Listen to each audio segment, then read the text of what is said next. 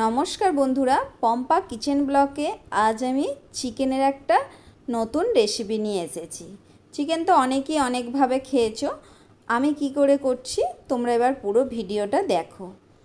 প্রথমে আমি চিকেনটাকে মিক্সারে একটা পেস্ট করে নিয়েছি। মিহি একটা পেস্ট করে এর মধ্যে আমি মশলাগুলো সমস্ত দেব। প্রথমে দিচ্ছি পেঁয়াজ কুচি, তারপরে দেব ধনেপাতা কুচি,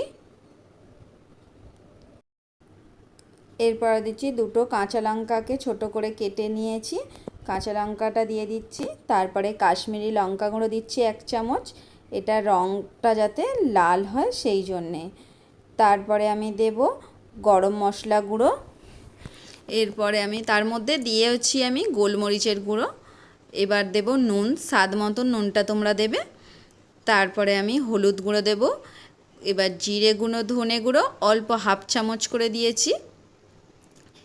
তারপরে আদা রসুন বাটা দিচ্ছি 1 চামচ। এবার আধখানা লেবুকে আমি রস করে দিচ্ছি। তারপরে একটা ডিমকে এর মধ্যে ফাটিয়ে দেব। দিয়ে বিস্কুট গুঁড়ো দিয়ে দিচ্ছি, ছোটো বাটির 1/2 বাটি বিস্কুট গুঁড়োটা দিয়ে ভালো করে চেপে চেপে মেখে নিতে হবে। খুবই ভালো করে চেপে চেপে মাখতে হবে।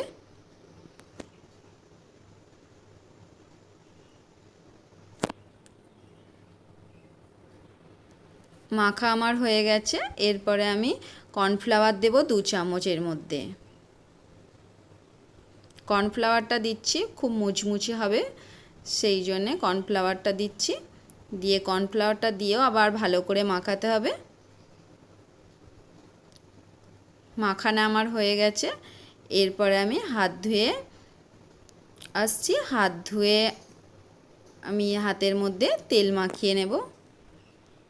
তেল মাখিয়ে নিয়ে গোল গোল করে পকোড়া করে নিচ্ছি।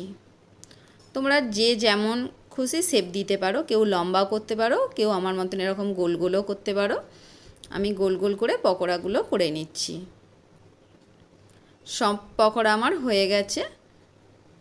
এরপর আমি রান্নাঘরেতে যাচ্ছি। রান্নাঘরে গিয়ে গ্যাসেতে একটু বেশি করেই তেল দিয়েছি। তেল দিয়ে পকোড়াগুলোকে ভালো করে ভেজে নিচ্ছি। লাল লাল করে ভাজতে হবে পকোড়াগুলো।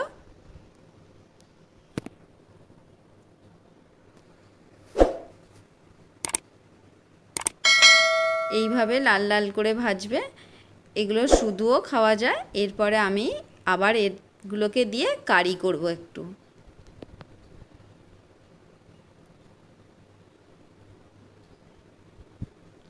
এইভাবে আমি সবগুলোকেই ভেজে নেব।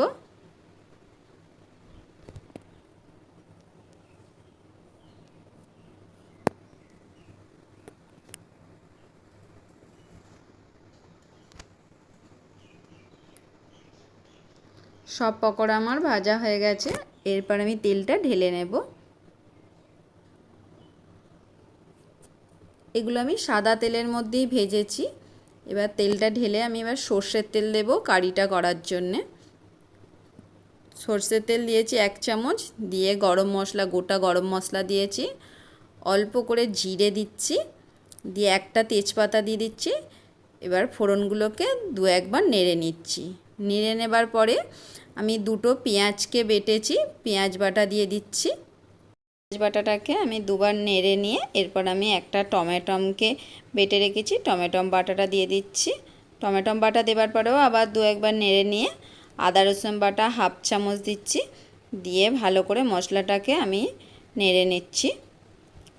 এরপরে আমি নুন দেব স্বাদ মতন, লঙ্কা গুঁড়ো, হলুদ গুঁড়ো, জিরে গুঁড়ো, ধনে গুঁড়ো অল্প করে আমি 1/2 চামচ করে দিচ্ছি।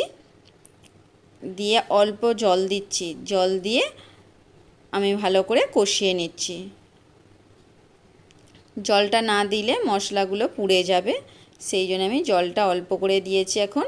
দিয়ে মশলাটাকে আমি ভালো করে কষিয়ে নিচ্ছি। কষানো আমার মোটামুটি হয়ে গেছে। এরপর আমি ধনেপাতা কুচি দিচ্ছি অল্প করে, দিয়ে আমি জল দিচ্ছি। বেশি আমি জল রাখবো না, তোমরা যেমন গ্রেভি পছন্দ করবে সেইভাবে জলটা দেবে। এরপরে যে পকোড়াগুলো করেছি পকোড়াগুলো তুলে দিচ্ছি এর মধ্যে।